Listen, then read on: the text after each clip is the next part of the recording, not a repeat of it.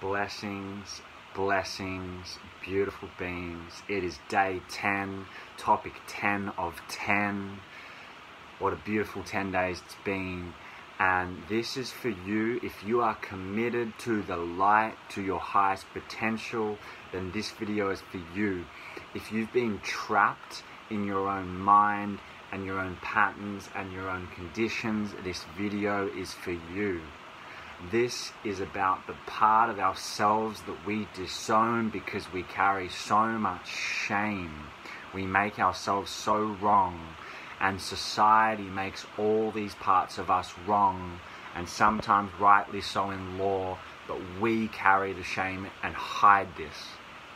Yeah, it's the shadow work. It's the dark stuff. That's what we're going to talk about tonight, topic 10. And I'm pumped for this, yeah. And before, I'm going to draw some examples of what this is, because for a lot of people, this will trigger you. Yeah, this triggered me. And there'll be a lot of people that are ready for this work, that have done this work, and there are people that haven't done this work, and I'm here to support you. If you're tuning in, please engage, comment, ask questions. This is a safe space. And I'm going to use some examples today of what this shadow work is. And I want you to know that all of us as human beings carry trauma through childhood, through our teenage years. Typically our child stuff is to do with our parents and society. We're not lovable, we're not good enough. I am powerless because, I got my toys taken away, I was a little child. In my teenager, I don't belong. I'm trying to fit in, all of this. So what do we do to survive as animals? We create our personality. We create compensating tendencies to control life to make us feel safe. Control life. We are trying to control people, every person around us, and situations so we don't go back into that traumatic experience. I'm controlling as a parent, we're controlling our children, we're controlling our partners, we're controlling our colleagues. Do you know how many stories I hear about bosses and people feel like, oh, they're just controlling it? That's because they're that one personality type that is powerless, and so they need to be in a position of power to get their power back. Doesn't mean they're wrong, doesn't mean there's anything wrong with him, doesn't mean we should shame them. We just need to understand what's driving. The person that's so friendly and nice and just, really nice, yeah, they're controlling because they want you to like them, yeah, because they don't love themselves. Yeah.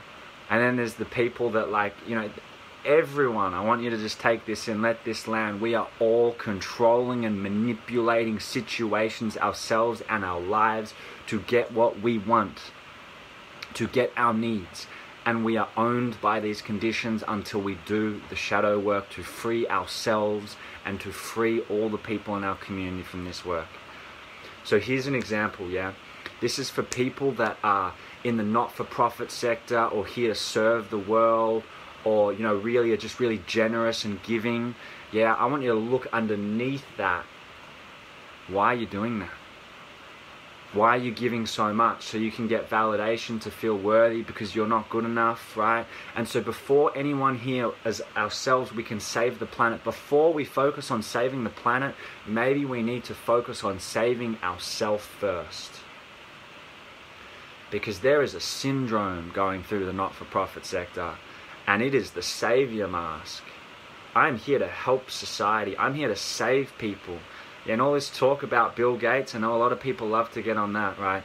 It is someone's consciousness. You can use maybe even Donald Trump as another example. Someone who's in a position of power. You can hear it in his language and his voice. He's powerless. Everyone's always trying to take something, so he needs to step in with power. Bill Gates, someone who thinks he can use all the wealth to compensate for something and then make choices to control the agenda of the world and look like the nice guy. But that's clearly flipped on him, right? And that's flipped on Donald Trump too, because what happens when our subconscious is driving the agenda is we will always create the result we don't want. I want you to hear that. We will always create the result we don't want. So if you're actually helping people and you're focused on that, but you got your shadow running the show, you won't be helping people. Genuinely. You'll be fulfilling your need to feel worthy. Yeah. And I want you to let that land, because I know a lot of people are helping a lot of people and it's not about that. I want you to let it land within yourself. The person that wins all the awards gets all the recognition, but on the inside, they are burning themselves out. They are emotionally and spiritually depleted. And the awards don't mean shit because they feel terrible on the inside. There's a hollowness because the shadow work hasn't been done. Because they're overgiving, because their personality needs to overgive and keep receiving validation because they feel so worthless. Yeah. It's the same thing in relationships. Are you overgiving in relationships, or are you someone that can't receive because the heart's closed? Right? You're both controlling and manipulating. You're both controlling and manipulating. Thanks for tuning in, Adam. Yeah, the person in the relationship, I can admit to being one of these people, controlling the other person because my little boy is so scared, so insecure. But it doesn't show up for me as control. It shows up for me as, you know, in the love and light. My heart, I'm here to serve. I'm here to love. No, that is a mask. And on the other side of that, the person that's like, oh, you're controlling and avoids someone controlling them their whole life. Oh, I'm stepping out of society because it's controlling me. I'm stepping out of this because everything's controlling me. I need to be so free. You are controlling more than the other person that's controlling you is controlling. You're trapped in your own avoidance of control, but you're actually controlling the whole thing, the whole situation. Yeah? And we are all manipulating. It's as simple as this. It's when you ask someone a question. Think of it, a friend, someone in your relationship, and you want something.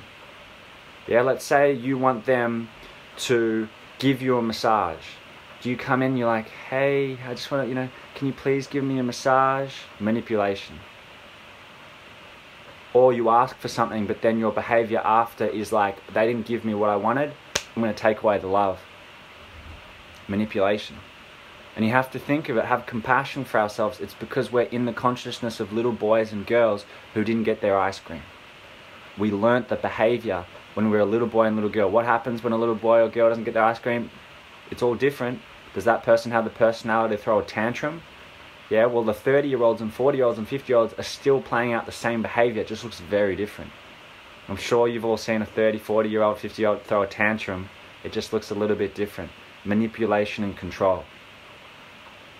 Verse, right, nothing in the space. No pleasing, no domination, no being dominated, no speaking really softly, because that's also a form of domination. You want a massage, you go to someone, you drop into your heart, can you give me a massage? Emptiness, nothing in the way. That person will energetically not feel guilt if they say yes or no. Because that is giving that person the sovereignty to make their own choice and own decision without consequence. It's an energetic thing. We're all intuitives. We can all feel each other. Yeah? Nothing in the space. Right? And you'll see this paradigm play out, this shadow work on the internet. It is prime. You know, all the keyboard warriors like throwing out, fighting people. It's like, my belief is you're wrong and my belief's better than yours and da-da-da-da-da-da-da-da. That is all the shadows right there. Yeah, someone trying to, oh, that doesn't align with me, so I'm going to try and control and manipulate you by making you wrong and tell you why I'm right, because if I'm wrong, that's going to be really scary to me, and I'm not going to be able to handle that, so I need to make sure that you're wrong and I'm right, and everyone needs to fold into my belief, yeah? That's what it's like. That's why people are so triggered. They don't have control over that. They think they do. They're trying to control it. But that's what's happening. It's actually just they need their belief validated, because if it's not, the world is too scary, right? Because what's underneath all this control and manipulation is trauma. The body wants to shake and da-da-da. So when you start to do that shadow work, you go in and you release this trauma. It comes out, and it'll come out in the body shaking. It'll come out in tears, and you release, and then you're free. When you own your shadows, you become free. When you push them and reject them down because they're wrong, yeah, and in every single human being, there is this part of us, and I'm going to name some things right now, they're going to trigger people. You are all arrogant. We are all arrogant. We are all selfish. All the things that society says is bad and wrong, and we try and go, no, I'm not arrogant. No, I'm not selfish. No, I'm not self-righteous. Why? Because if you said that, people would judge you. But if there is any single human being, we've given words to things, by the way, we're so much more than arrogant and selfish. We're everything, yeah? We're like so infinite, right? So don't let yourself be boxed or defined by that. But we are all of it. And any part of you that you're disowning, right? Because you have shame about that. Society says that bad. So I'm just going to appear this image. Look, let me have this mask on. I'm just such a good person. I'm so holy. You know, I've never made a mistake in my life. I'm not a sexual being because, oh, that's shameful. I'm not arrogant. I'm just going to fit into this tall puppy syndrome and be, you know, just fit in here so no one calls me out for anything, right? I'm going to go deep here. The fact that there are people in the world playing out, yeah, the narratives of being a murderer, a rapist, a pedophile, all these things, for that to exist means that is in the human system. That is in our brains and bodies and consciousness. And am I saying that that should be allowed? No. Am I saying people should act on that? No. But for that to be playing out amongst many people, we are all part of nature and have the same makeups. Yeah? Can you own that part that's in you and not act on it? But go into that part of your consciousness and face all that dark music, that stuff that just makes you so uncomfortable and tingly in you, and own that so you're free from that, so you don't act on that. So you're actually a sovereign, free being from conditions playing out, which is actually, if you undo all those things, right, all these things that happen in society, it's because we're scared. Yeah, little girls and boys that are super scared, that all want to be loved, but we haven't had the loved. We got so much trauma in the way. Yeah, I'm going to give another example, right? This word narcissist. We're all narcissists. It's a big thing in society. Yeah, because what I see is people are so quick to blame another person as a narcissist. But when, yeah, I've worked with many people. I'll give you an example. Worked with a woman, yeah, for a couple of months, and what we actually see is that it's very easy to go, my ex-partner or partner's a narcissist. But actually, maybe in that moment, that person realizes it's because they had poor boundaries. They didn't communicate those boundaries clearly. And, oh, so the other person overstepped my boundaries. It's all about them. Yeah, so rather than take responsibility or see within themselves, they're going to just blame the other person. And I want you to know, you know, real life example, yeah, real talk. Woman had this idea that her ex-boyfriend was a narcissist, had all the evidence for it, all the stories, collected every single bit of why he's a narcissist. So valid. I get it. We all have evidence, right? But the thing is, she was blocked in her life. And she didn't know why. Yeah? So it's not going to help her to just keep blaming the other person. So when we began to work through the stuff and the anger and the hatred and all the healing, because this person's suppressing me, they're not looking after my boundaries, they're a control freak, what we uncovered underneath that was she's a narcissist. Because what we are is what we attract. And it was to do with being attached to her dad, abandoning her. Yeah, not physically, but like the emotional abandonment, right? And so this is the hardest thing to face within ourselves, that we're going to play out a pattern of abandonment and find things that we feel controlled and da-da-da because, yeah, this is the subconscious. And so if we don't do that shadow work, we're never free, and we just keep going in circles from relationship to relationship, and then we're going to blame the whole world. And then what we're going to do, we're going to find other people that have been in a similar situation, and so we can find comfort with each other about that. But then we're just going around the world saying, oh, everyone's a narcissist and da-da-da, but I'm not taking responsibility, but my emotions are feeling comforted, and I'm never dealing with my childhood trauma around being abandoned. Yeah. We're all projections and mirrors for each other. We are all projections and mirrors. Yeah? And we live in stories. We collect information, thoughts, it's like movies, and we create stories and we collect evidence to validate ourselves, and all of this is in our ego. Anytime you are triggered by something, it is triggering a wound in you, and then you judge. Anytime you're judging someone else, you're just suppressing and shaming that part of yourself. It has nothing to do with that person. They're just a mirror and a reflection for where you're triggered, where you're wounded, and the parts of you that are in your shadows that you're not willing to look at and you're going to blame them and judge them and push that person away, but actually you're just pushing yourself away and not loving all of who you are. And then we're not in empathy with each other, and we're making other people wrong and shaming them. We can't be in empathy and compassion because we don't have the empathy and compassion for ourselves. And when you do that work, you will see that it isn't within all of us, all of this. And then you can have compassion for them. You can have compassion for the rapist and the murderer, because you understand that that's a scared person that's so lonely and da-da-da, and we don't necessarily support their actions, but you can understand, rather than putting them in prison, locking them up and just keeping their trauma and then keeping these cycles going on and then having the victims of this be more in trauma. Yeah, we don't understand what's happening. We're just locking people away, medicating the symptoms rather than understanding we are all the same in our nature. And most of us can't receive love because we don't love ourselves, because we have the wounds of a subconscious child. And if we go into this shadow work, we might really realize and start to see how empty we are on the inside. So we're going to fill our time with the void and the rat race and make lots of money and buy things and be in a relationship that's probably not good for us and not true to our heart, just to fill that void. Yeah.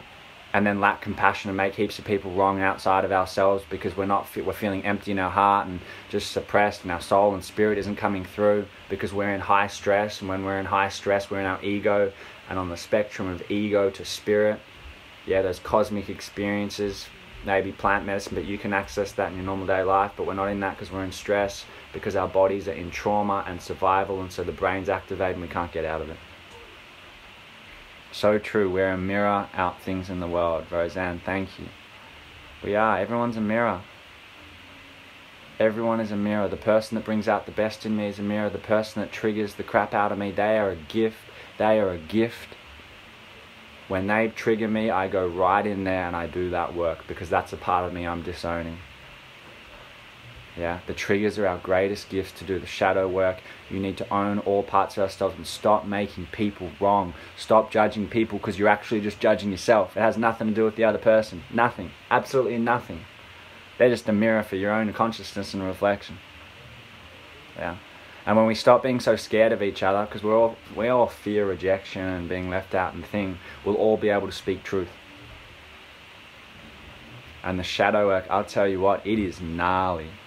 The parts of me I've had to look at and how they manipulate. Oh, even my own mother. I learnt because she fed me and looked after me as a kid, so I learnt to cry when I didn't get my way. And then into teenagehood, I knew how to emotionally use her love. Oh, yeah, because I learnt that as a child. Whew. Yeah, most boys emotionally manipulating their mothers. Vice versa. Yeah, and then we enter our 20s and we start trying to relate each other, women and men. But now you've got women in the paradigm of, oh, I'm going to use my looks and manipulate men into my field and towards me. But then when you go in, you just keep getting in the wrong relationship with the wrong person because you've actually just attracted what your subconscious was looking for, which is I'm not worthy, and then traumas are going to play out on each other. That's what's happening. Do the shadow work. We tap into our feminine and our masculine spaces, which are immature. This is just the natural journey. We mature those. And then you have an integrated woman who knows her sexual energy, knows she can seduce but doesn't. She magnetizes, she's responsible, she's in her flow. And a man that is integrated and holds a deep presence and integrity within himself and doesn't allow his sexual energy to overtake him and become a teenager, right? You integrate your testosterone levels, you balance your hormones in your body and your biology, and you have a healthy system. And you're not just living in the love and light of the world and no, I'm just so blissful and happy, but actually there's people that are child trafficking right now and all this rape and murder is happening and I don't face that, I just push that away. No, that's the darkness, that's the reality of the world. Listen to dark music, face the reality, go into places where that exists. You know, when I walked through this place in India where the people were literally living like this whole community, tribal community, eating cats and dogs from whatever's there, you know, kids, da-da-da-da. And what did I have to, I had to face that through me and integrate, feel that in my body, not suppress that and not judge that and love them and hold space for them and be present for them. Yeah? And then the parts in myself, hold space for those parts in myself and own them so that I'm free of them and I'm not actually controlling and manipulating anymore. I want to choose to be in a partnership with a woman where she is sovereign and free, where my behavior and my energetics does not control or manipulate her in any single way. Yeah, real talk. And it's a journey of undoing. And we need each other as mirrors and reflections to show us where our triggers still exist, so we can support each other in this. So all of us, my message to you is we need each other. We need to face our truths, and I need men to hold me. Strong men, men who are present. I need women to hold me. So they're going to hold space for me to heal my little wounds around a little boy that wants to be nurtured by a mother. And with men, any competition around, oh, this man's going to steal something from me. No. Like, hold each other in the healing. Return ourselves to love and support each other. Yeah. So let's all own the dirt on ourselves. Let's cough it up to ourselves so we can liberate ourselves and the world. I love you all. Be free. Be peace. Be love, and be 100% authentically you. And being 100% authentically you means all of it. The anger, the shame, the narcissist in you, the control, the bliss, the love, the light, the server, the gratitude, the elder, the father, the mother, all of it. The little child, hold your inner child. Don't shame that. Don't push that away when you're in your shit. Own that. Be okay to be in that. Yeah, so this is day 10. 10 topics in 10 days. It's been an absolute joy and a pleasure. If you want to see me keep doing videos, just comment, give me emojis. I'll keep stuff going. Send me topics. This has been a beautiful little project. I've loved being with you and all your comments and your questions and you tuning in. I appreciate all of you. Blessings, blessings, blessings. Love to you all.